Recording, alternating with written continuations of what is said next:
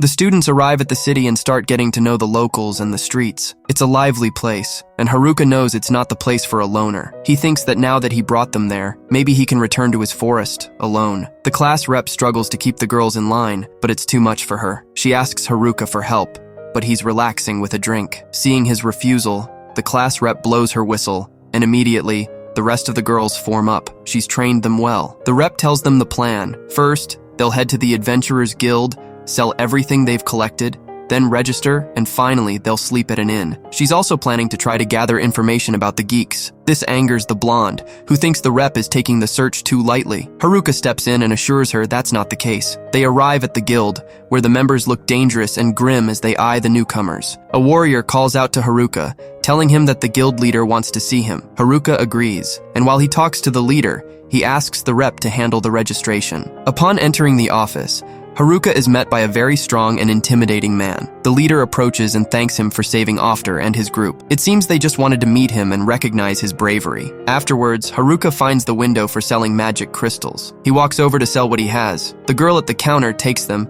saying that she will appraise them and give him a price. Haruka throws a large pile of crystals onto the counter. The girl is surprised, as no one has ever brought so many before, and Haruka mentions that he has more. The girl tells him that it will take some time to appraise them, and asks him to come back tomorrow. The representative finds him and tells him that all the girls have registered. He often sees them and is glad that they did, acknowledging that they are all of a high level. Haruka is also pleased, knowing that they leveled up a lot along the way, and already had powerful skills from the White Room. All the adventurers who initially seemed gloomy now seem friendly, welcoming the girls. It is Haruka's turn to register, and everyone is confident that he will be a great adventurer. At the registration room, they check her stats and inform her that she can't register unless she's at least level 10. Haruka pleads for an exception, but the girl refuses. She adds that if she wants to be a solo adventurer, she needs to be level 20, and will only be respected once she reaches level 30. Haruka knows that her solo skill prevents her from teaming up, and level 20 seems like a far-off goal. The representative watches what's going on, knowing that Haruka is now out of the game,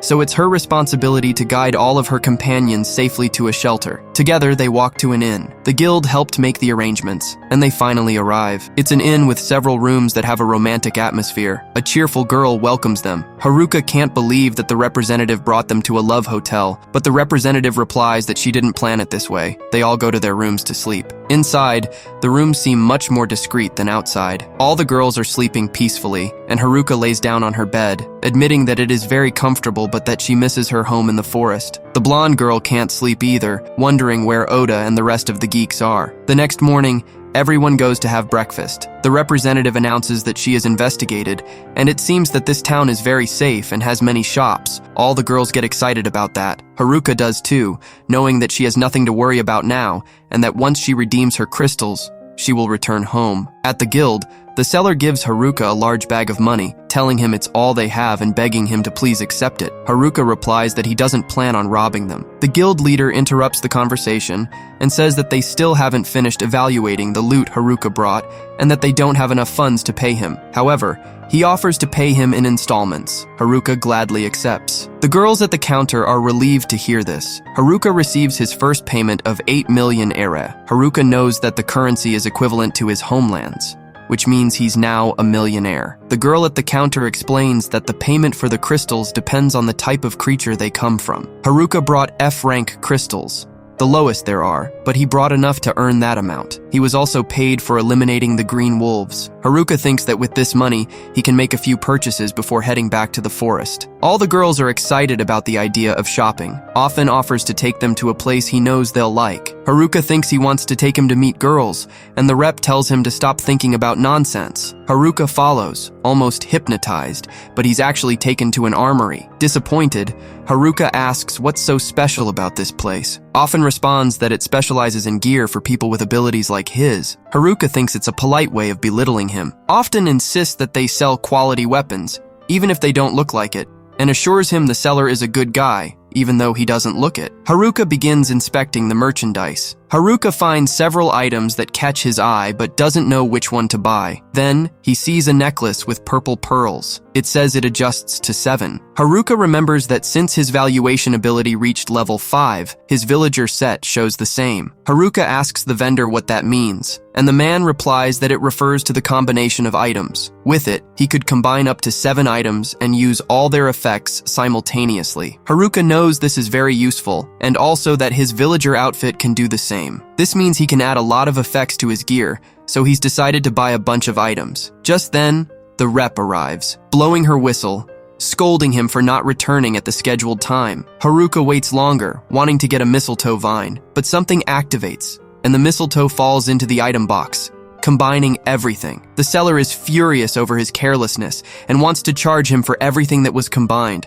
amounting to over 10 million ire. Everyone begs and explains that he only has 8 million. Haruka suffers as he watches all his money disappear in an instant. The next day, Haruka is still lamenting. They manage to negotiate the debt down to 8 million, but once again, he's broke and didn't get to buy everything he wanted. Haruka wants to leave the city to gather more crystals, but only adventurers with a special permit can leave. He's convinced that city life is not for him. He puts on his cloak, which is now combined with an invisibility cloak, and prepares to leave unnoticed. He walks among the girls, but only the rep notices anything. He manages to slip out of the inn and runs happily, knowing he'll finally return to the forest. He leaps with his air-walking ability, trying to jump over the wall, but some of his companions see him and ask what he's doing. Haruka gets distracted and hits his crotch on the wall. Haruka complains to the 3 girls. Apparently, 2 are from the volleyball team, and 1 is a gymnast. He knows they're the group of sporty girls, but he notices 1 is missing. Then he sees her at a clothing stall. It seems she's the naturist girl who's willing to strip for any reason. The girl finds a cute outfit and is ready to try it on right then and there. Haruka and the sporty girls run to try to stop her. The girl hears them and tells them not to exaggerate since she's still dressed, but she's no longer wearing her skirt,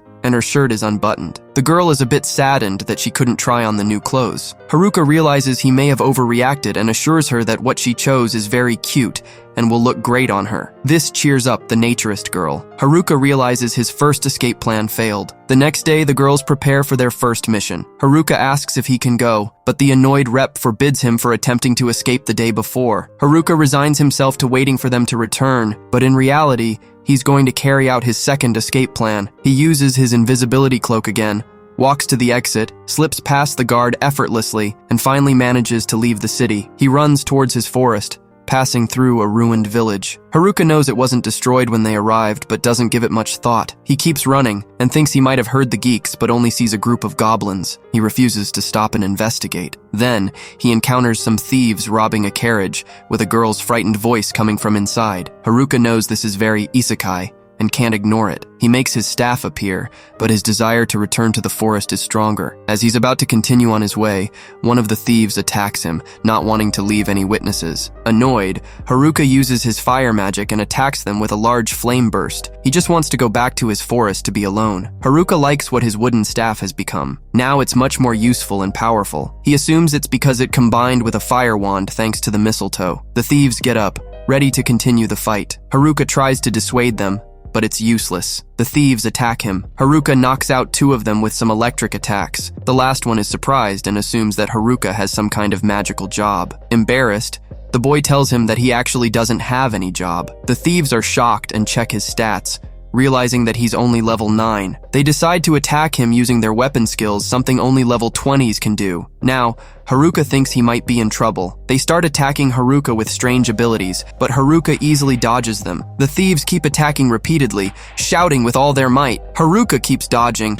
and after a few seconds, the thieves collapse to the ground, are very tired. Haruka realizes that these guys were weaker than they seemed. The girl from the carriage, a cute girl named Marielle, thanks him for saving her, but she's unsure if she should, since for a moment he wanted to abandon her. She decides to thank him and asks for his name. Haruka introduces himself half-heartedly. Then, Marielle tells him that she's the daughter of a lord from a city, and asks him to accompany her there. Haruka is unsure about postponing his return to the forest, but Marielle assures him that she will show him her gratitude once they arrive. On the way back, Marielle asks Haruka where he's from. He tells her about the city and complains about how ugly it was and the troubles he had, mentioning that the lord of the place must be as shabby as his city. Marielle starts crying and tells him that the Lord is her father. Haruka realizes that the carriage is heading back to where he escaped from and tries to flee again, but Marielle is determined to take him to the city and show him a better side of it. Meanwhile, in the forest, the athletes confront the bullies who are after the girls. Seeing that they are blocking their way,